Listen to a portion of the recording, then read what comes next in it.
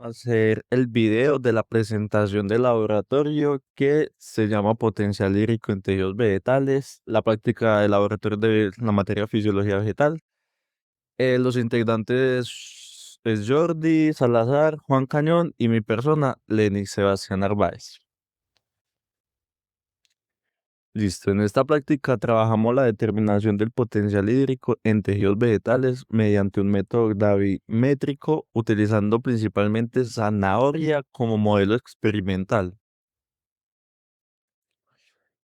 También es importante entender por qué el agua es un componente tan crítico en fisiología vegetal. En los tejidos metabólicamente activos, el agua puede representar entre el 80 y 95% del peso fresco del tejido vegetal.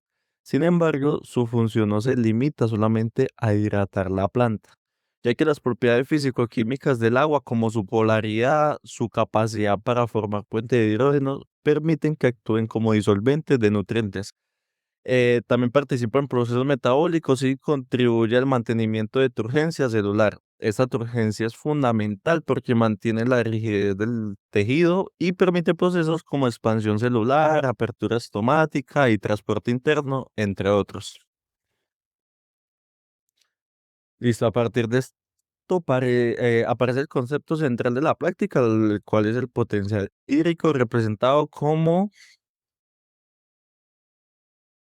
PIPS-W.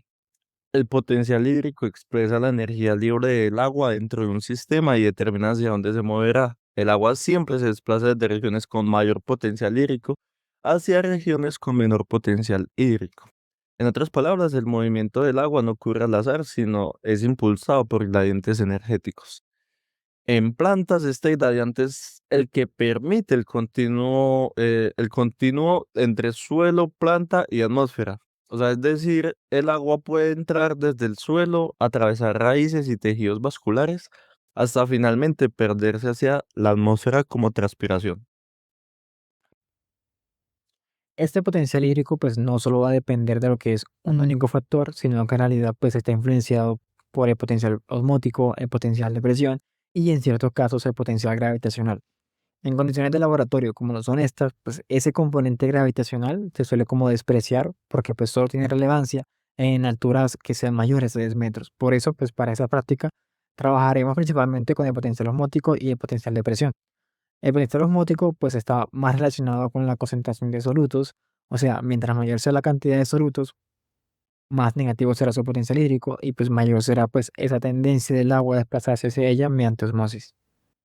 Para calcular lo que es pues, ese potencial osmótico de las soluciones de sacarosa, pues utilizaremos lo que es la ecuación de Van Hoff. Esa ecuación lo que hace es directamente relacionar la modalidad de la solución, la constante de ionización, la constante de los gases y la temperatura absoluta. Y en ese caso, en el caso de la sacarosa, pues ese factor de ionización es igual a uno porque pues no se va a disociar en la solución. La lógica experimental de este método gravimétrico pues consiste en colocar fragmentos de tejido vegetal en soluciones con diferentes concentraciones de sacarosa y pues observar cómo cambia eso más. Si el tejido lo que hace es ganar peso, significa que el agua ingresó a la célula porque pues ese medio externo tenía pues un potencial hídrico menos negativo, pero pues si ocurre pérdida de peso, el agua salió del tejido hacia una solución más concentrada. El punto más importante es aquel, pues, donde no existe como ese cambio neto de masa, pues, en ese momento se asume que el tejido y la solución, pues, alcanzaron como ese equilibrio hídrico, o sea, es decir, ambos tienen aproximadamente el mismo potencial hídrico. Bueno, siguiendo el método experimental que se expuso anteriormente, se emplearon las ecuaciones para calcular el potencial osmótico que se presentaba en las diferentes soluciones a las que fueron expuestas los trozos de zanahoria. Posteriormente, se calculó el porcentaje de peso que se obtuvo antes de sumergir la zanahoria en soluciones pues con los solutos disueltos, la sacarosa disuelta, y posterior a sumergirlas en las diferentes soluciones de sacarosa. Una vez hechos los cálculos, o bueno, se calcularon mediante Excel, se obtuvieron pues cambios en la masa, o bueno, cambios en el peso porcentual, que es el delta de porcentaje de peso que se puede observar en la tabla, en la penúltima columna, y pues este resultado nos mostró que en unos casos la zanahoria presentaba presión de turgencia y en otros casos empezaba a presentar plasmólisis. Esto se debe a que la zanahoria ya tiene varios solutos dentro de sus tejidos, principalmente pues sacarosa. Entonces, al estar en medios hipotónicos, como fueron los iniciales de 0.2 o 0.25 o 0.30 molar, la zanahoria empezó o por ósmosis, empezó a llenarse del agua que estaba en el exterior, atrayendo pues más agua para disolver estos solutos internos.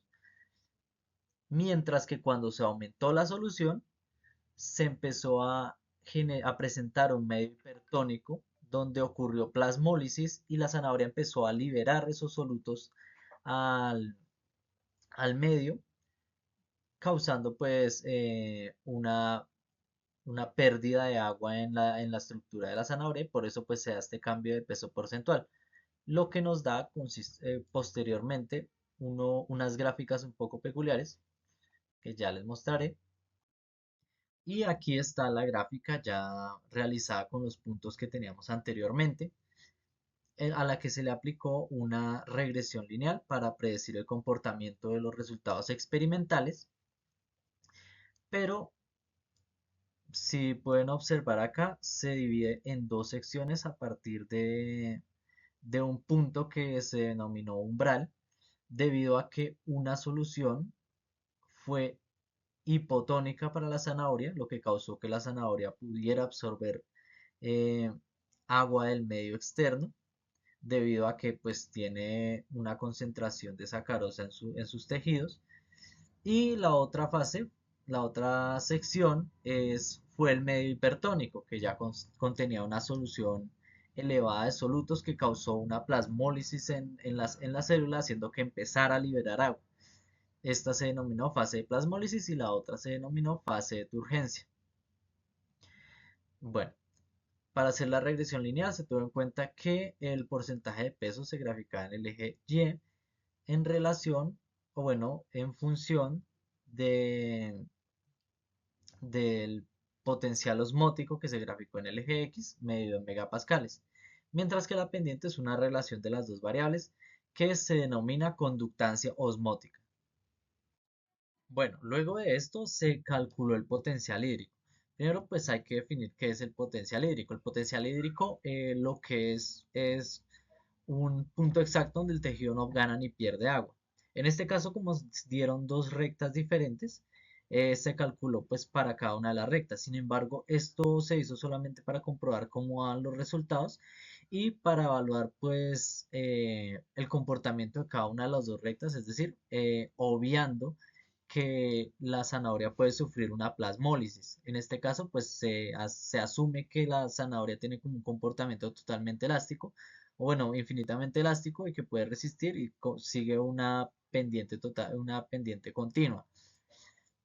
Pero pues esto nos da una aproximación de lo que es el potencial osmótico interno del jugo vacuolar de la zanahoria, es decir, el punto en el que se empieza a marchitar a partir de la ecuación de la segunda recta. Desde ese punto nos da pues el potencial ya que tiene la vacuola en cuanto a los solutos que hay en el exterior.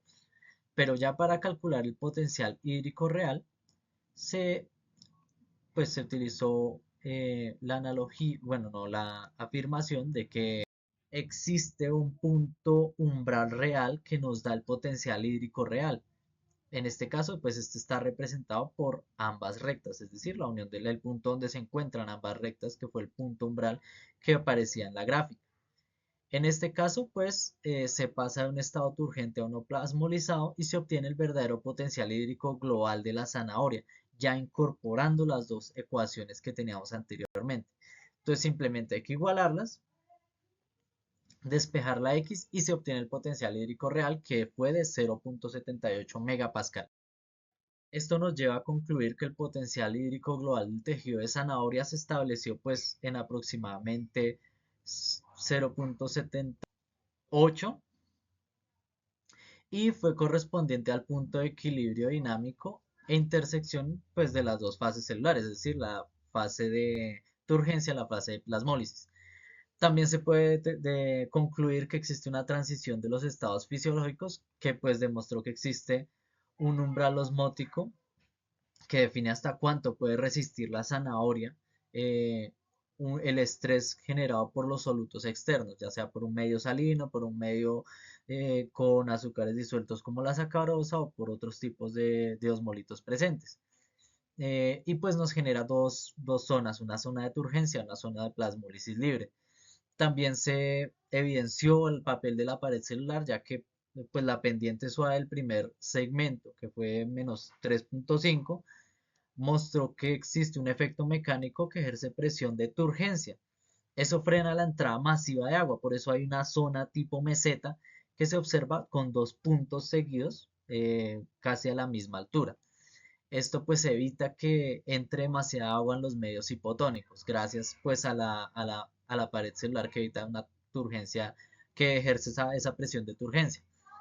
También tenemos el tema de la sensibilidad postumbral, que pues se dio porque existe una pendiente pronunciada en el segundo segmento. Esto lo que hace es comprobar que pues se anula esta turgencia y las membranas entran en un estado de plasmólisis, haciendo que el tejido se vuelva cada vez más débil, más sensible a la pérdida de agua por este gradiente termodinámico.